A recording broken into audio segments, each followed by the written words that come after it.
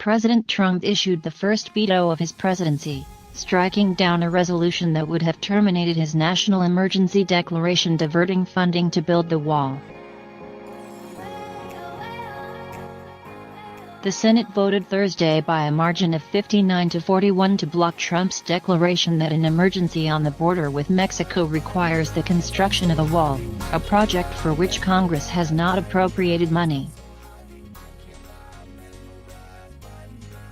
A dozen Republicans defected and joined every Democrat in voting yes. The House previously passed the resolution last month, 245, including 13 Republicans, to 182.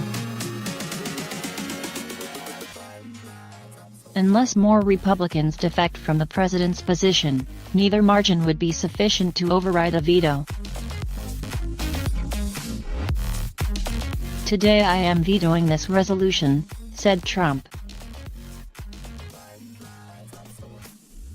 "Congress has the freedom to pass this resolution and I have the duty to veto it, and I'm very proud to veto it." Trump's re-election campaign began fundraising off the veto early Friday afternoon, sending out an email asking supporters to donate to an official wall defense fund.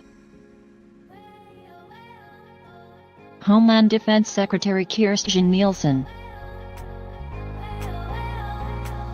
Attorney General William Barr and Vice President Mike Pence were among those who praised Trump's veto during the Oval Office ceremony. Shortly after the veto was official, House Speaker Nancy Pelosi announced that the vote to potentially override the veto would occur on March 26, saying House Republicans will have to choose between their partisan hypocrisy and their sacred oath to support and defend the Constitution. Trump had sought to frame the issue as voting for him or for Nancy Pelosi, crime, and the open border Democrats.